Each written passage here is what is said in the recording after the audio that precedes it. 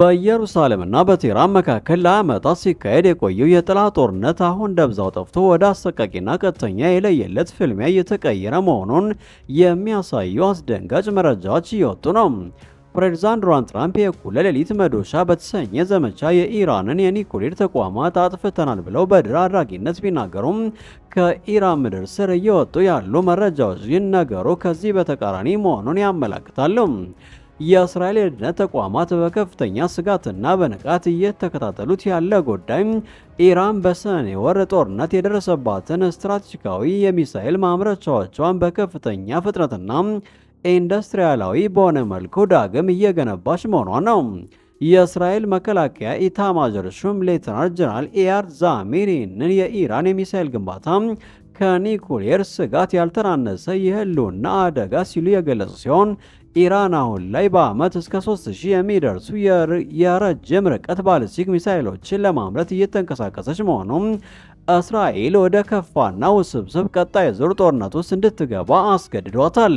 ይህ የወቅቱ ታላቅ ቀውስ የመነጨው ከሁለቱ ወገኖች በሚወጡ እርስ በርስ በሚጋጩና ግራ በሚያጋቡ የጦርነት መረጃዎች ነው። እስራኤል የኢራንን የአየር መከላከያና የሚሳኤል አቅም አሽመድምጄዋለሁ ስትል፣ በሌላ በኩል የኢራን ከፍተኛ ወታደራዊ አዛዦች በተለይም ብርጋዴር ጀነራል አህመድ ሻሂዲ ይህንን የሚዲያ ሃይፕና የስነ ልቦና ጦርነት በማለት ያጣጥሉታል። ኢራን በሰኔ የ12 ቀናት ጦርነት ወቅት አሜሪካና እስራኤል ካሰማሯቸው ዘመናዊ የቢቱ ቦምብ ጣይ አውሮፕላኖችና ግዙፍ ቦምቦች መካከል ማጥፋት የቻሉት ከሚሳኤል ማስወንጨፋዎቻችን 3 በመቶውን ብቻ ነው በማለት በንቀት ምላሽ ሰጥተዋል። ይህ የጦርነት ጭጋግ ይበልጥ እንዲባባስ ያደረገው ደግሞ የዓለም አቀፍ የአቶሚክ ኢነርጂ ኤጀንሲ ዋና ዳይሬክተር ራፋኤል ግሮሲ ጥቃት የደረሰባቸውን የኒኩሌር ጣቢያዎች ለመጎብኘት ያቀረቡት ጥያቄ በኢራን በኩል ውድቅ መደረጉ ነው።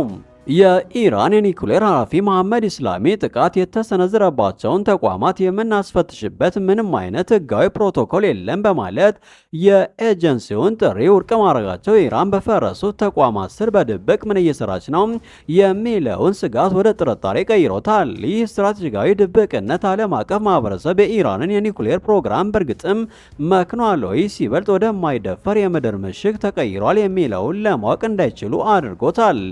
አሁን ላይ የዓለም አይኖች ሁሉ ያረፉት ታህሳስ 29 በፍሎሪዳ በሚገኘው የማርኤ ላርጎ ቤተ መንግስት ላይ ነው።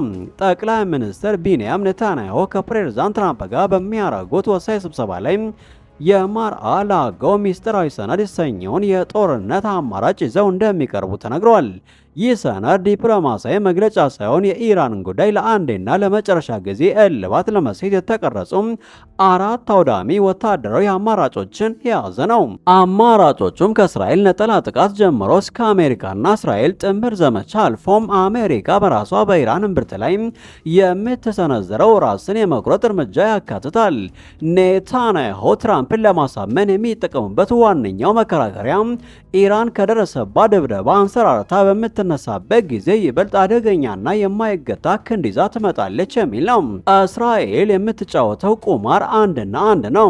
ኢራን የአፈና ቀለበቷን አጥብቃና የአየር መከላከያዎቿን ጠግና ሳታበቃ በአስደናቂና በከፍተኛ ኃይል ቀድማ የማጥቃት እርምጃ መውሰድ የዚህ ታላቅ የጂኦፖለቲካዊ የቼስ ጨዋታ ውጤቱ ከእስራኤልና ከኢራን ድንበር አልፎ መላውን ዓለም የሚነካ ነው። ይህ ጦርነት የነዳጅ ገበያን፣ የቀጠናውን መረጋጋትና የአሜሪካን ስትራቴጂካዊ ጥቅሞች ለአደጋ የሚያጋልጥ ነው።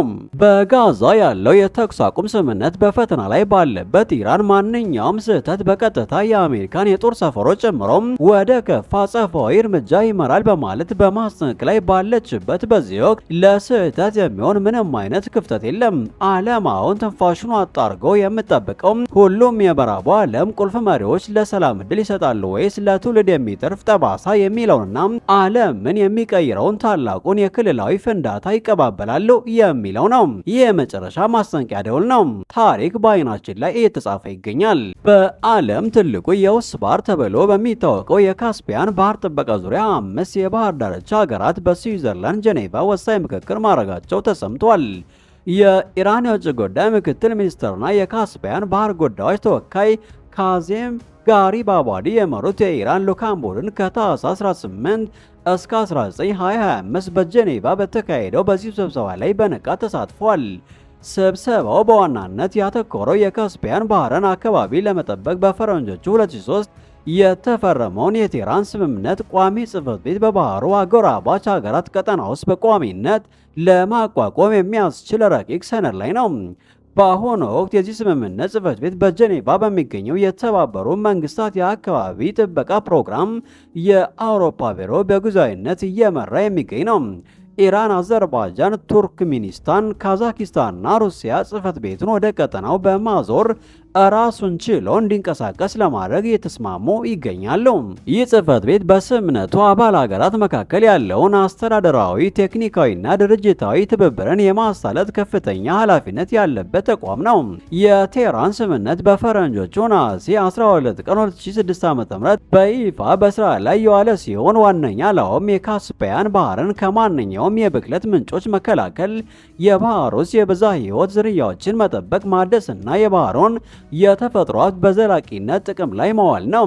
የካስፒያን ባህር ለቀጠናው ኢኮኖሚ፣ ለምግብና ዋስትና፣ ለተፈጥሮ ሚዛን መጠበቅ ያለው ድርሻ እጅግ በጣም ከፍተኛ ቢሆንም ከቅርብ 10 ዓመታት ወዲህ ግን ከፍተኛ አደጋ ተጋርጦበታል። በተለይም በሕገ ወጥ መንገድ አሳ ማጥመድ፣ ከልክ ያለፈ አሳ ማጥመድ፣ የነዳጅና የኢንዱስትሪ ቆሻሻን ፍሳሽ፣ የግብርና ኬሚካል ብክለት፣ የአየር ንብረት ለውጥና የባህሩ የውሃ መጠን መቀነስ ለባህሩ ውስጥ ዝርያዎች መመናመን ዋነኛ ምክንያቶች ሆነዋል። በዚህ ምክንያት እንደ ሰርጅን ያሉ የአሳ ዝርያዎችና ብርቅዬው የካስፒያን ሲል ቁጥር በአነስተኛ ሁኔታ የቀነሰ መምጣቱን የዘርፉ ባለሙያዎች እያስጠነቁ ይገኛሉ። ኢራን ይህንን ታሪካዊ ስምምነት ወደ ላቀ ደረጃ ለማሸጋገር ያላትን ዝግጁነት በይፋ ገልጻለች።